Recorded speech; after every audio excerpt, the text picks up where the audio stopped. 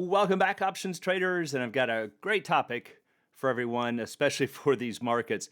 We've been in some very unprecedented volatility, especially considering that these are just back to back to back days of just high uncertainty or high volatility. And so that brings up a good question.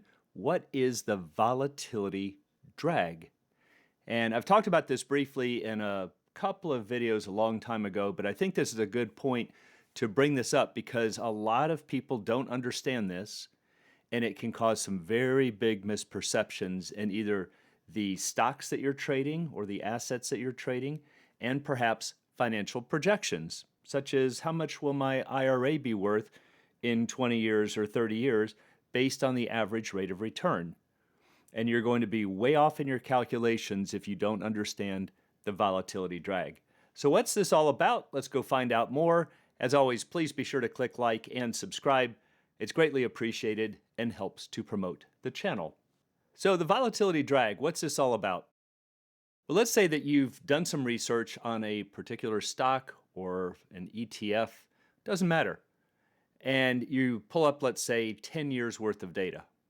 And so here's the returns. You find out in this year it returned 30%, then it lost 15%, gained 5%, and so on for these 10 years. And so what traders do is they'll say, well, let's take the average of these. And if we average these up, we get 8%. And so the idea is that think of this like maybe a deck of cards, that these are the typical values that are getting drawn. And of course, we're replacing these cards each year and redrawing year after year. So on average, I'm drawing about 8% out. And so they use this as an average for here's what I can expect every year, or if they're doing financial projections. So for instance, let's say that somebody has, and it doesn't matter, pick a number, $100,000 in an IRA, and they say, well, what's it going to be worth in 10 years, assuming 8%. So we take our $100,000 current value, we multiply it by 1.08, that's the average that we just found on the previous screen, but we're going to raise it to the 10th power.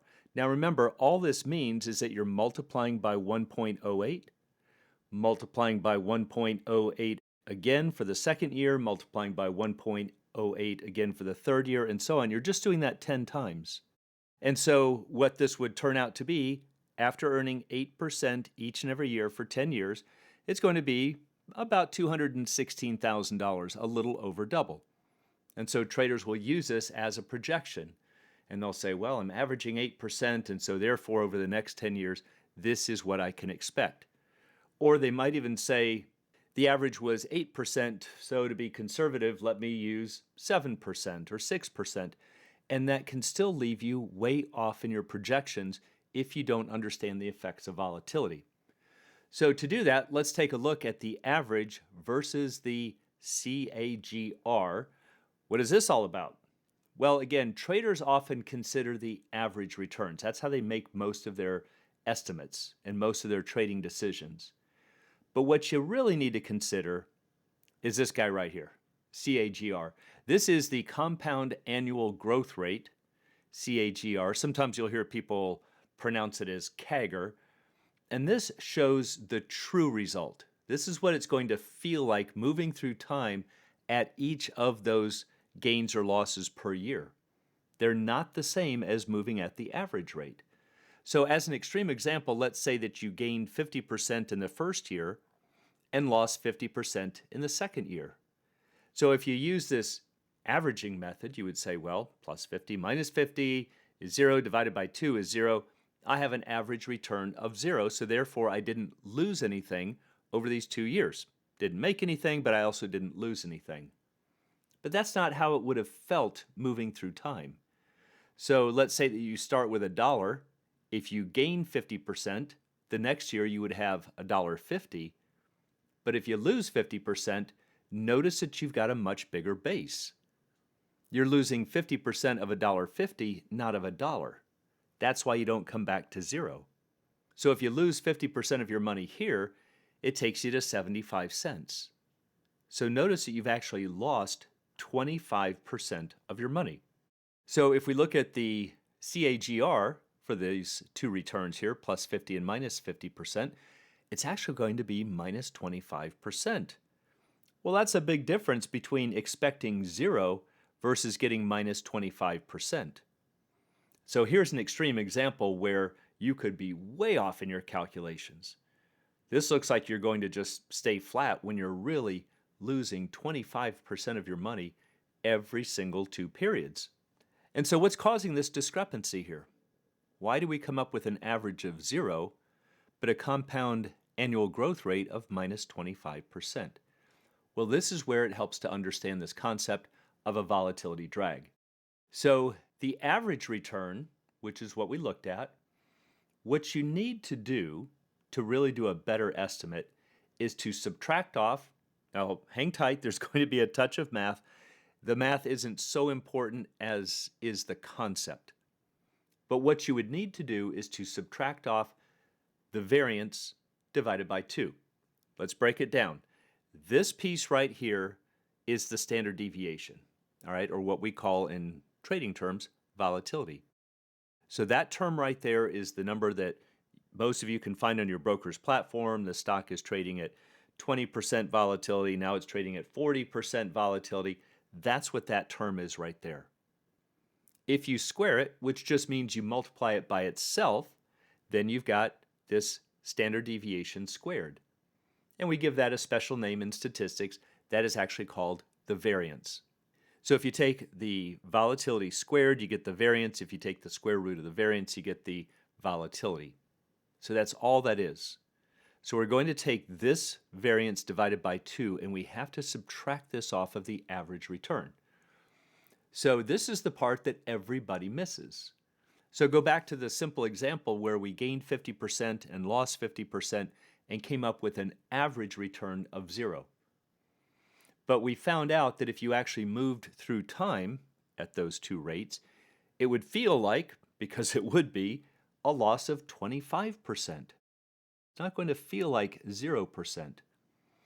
But now take a look at this. You can go to Excel and use those two numbers, plus 0.50 and minus 0.50, and you'll come up with a variance of 0.50. And if we take that variance divided by 2, we get 0.25. And look at that.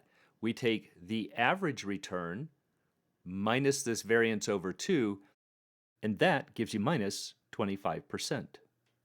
So it should be somewhat intuitive that the more volatility you have, that the bigger this discrepancy is going to become. You're going to start subtracting off bigger and bigger numbers. And this is why I have warned about things like Bitcoin. And people say, well, look at the rates of return. And I say, well, that's true, but look at the volatility. The volatility is through the roof. And so even though you might look at the average returns per year, that's not how it's going to behave through time, and that's because of the very big volatility associated with it. So this whole concept of subtracting off variance over 2 might sound like a super technical point, but hey, it's the super technical points that can make very big differences, and why so many traders are left scratching their heads going, how come I'm so far off in my calculations? And this is actually, if you look at the Black-Scholes formula, look at this right here, that little piece. There is your variance over 2. And so for those who understand the formula, you can see that even if you have an at-the-money option where the stock and the strike are the same, this goes out to 0, we still have the risk-free rate scaled out by time, but we have to add the variance over 2 scaled out by time. So even if we make the risk-free rate 0, you're still not going to get a delta of exactly 50 for an at-the-money option. And that's because of the volatility. So this just becomes a little kind of a correction factor even within the Black-Scholes model. So it's something that professionals definitely understand, but I find that the retail traders really don't. This is probably new information to most of you. And if it is, that's okay. Remember, you don't really need to be able to do the calculations. It can certainly help, but you need to understand the concept. That don't go off and look at some asset, whatever it is, Bitcoin, and say, oh, look at what it's done per year on average, here's what it's returned, and then let me make projections. Because you're going to be way, way off because of this variance over 2 or the volatility drag. So let's go to an Excel spreadsheet and take a look at a couple of examples. So in this Excel spreadsheet, I've got some hypothetical returns over 10 years. This is the exact sequence that we saw in the presentation. And you can see that if you add these up and divide by 10, just the normal simple average that you're all used to calculating, you come up with exactly 8%. But does that mean it's going to feel like 8% moving through time? So if we go over here to our CAGR, notice that if you make 30% in the first year, you're multiplying your money by 1.3. If you lose 15% in the second year, you're multiplying your money by 0.85, just what's called the complement. In other words, retaining 85% of your money is the same as losing 15%. And so if we take this sequence right here, which is really the number to the left plus 1, right? 1 plus 0.30 is 1.3, 1 plus negative 0.15 is 0.85, and so on. And so if we take the product of these, we multiply these out, 1.3 times 0.85 times 1.05 and so on, we get 6.12. Well, again, that's a big difference from the 8% average to 6.12, which is what it's going to feel like moving through time. You're not anywhere close to 8%. So if we understood the variance, if we can just go into Excel and find the variance of this column and divide it by 2, comes up to a touch over 2. We subtract it from 8, we get 5.94, and now we can see that we are getting closer. The reason we're not getting exact like we did with the 50% example is because we've got a lot of different numbers and a lot more variation, but it's going to get you close. So there's an example where you could be quite a bit off. Might not sound like a big difference going from 8% to 6%, but when you understand compounding, it's a massive difference over 20 or 30 years. Now, if we don't have a lot of variation or volatility in these numbers, then this little correction factor isn't going to make a big difference. So for instance, let's take a look at these numbers. I'm going to copy them and paste them over here. And if we do that, you can see that the mathematical average is 10.10, but look at the variance over 2, it's almost nothing. So when we subtract it off, we get 10.09, and that's exactly what we get for the CAGR. So why did we get, again, almost a perfect estimate here? Well, because there's not a lot of variation or a lot of volatility in those numbers. The average, remember, is 10. Well, that's right on the average. 12 isn't a whole lot higher. 9 isn't a whole lot lower. 11, 8, they're very close to 10. And that's what it means to have a very narrow or tight standard deviation. Not a lot of variation around those numbers. That's why these are coming up that way. But now watch what happens if we go to an extreme example. If we make them all exactly the same number, what do you suppose is going to happen now? We have no variation. Paste in there, and there we go. There are no differences in these numbers. And so the variance over 2 is 0. So now whether you're looking at the average return or the CAGR, they're identical because there's no difference in these numbers. But if we go back to the original example where we came up with an average of 8, well, 30% is a big difference from 8%. Minus 15 is a big difference from 8. 5 isn't too bad, but it's certainly not the same as 8. 35 is a big difference from that.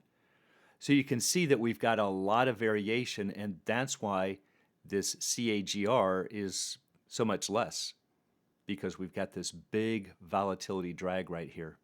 So if you were looking at historic returns, let's say over the past 10 years, and you came up with these, sure, you can figure out an average, but if you're going to do that, you should also calculate the variance over 2, subtract that off, you'd use 5.94, which is much closer to the 6% that it's going to feel like moving through time. So this is a great example why you have to understand the details, not just with your options and strategies, but even just the basics of how compounded returns work through time. Because if you don't understand them, you might have a really good plan that still fails because you didn't understand the volatility drag. And for anyone who'd like to learn more about the art and science of options trading, please check out the Alpha Trader course, Strategy Lab, and a brand new candlesticks and technical analysis course. It's all at optionsatoz.com. Also, please join us on the YouTube channel Options A to Z's Facebook trading group, where you can find all of the archived videos from our trading forum, and you can find a link in the description below.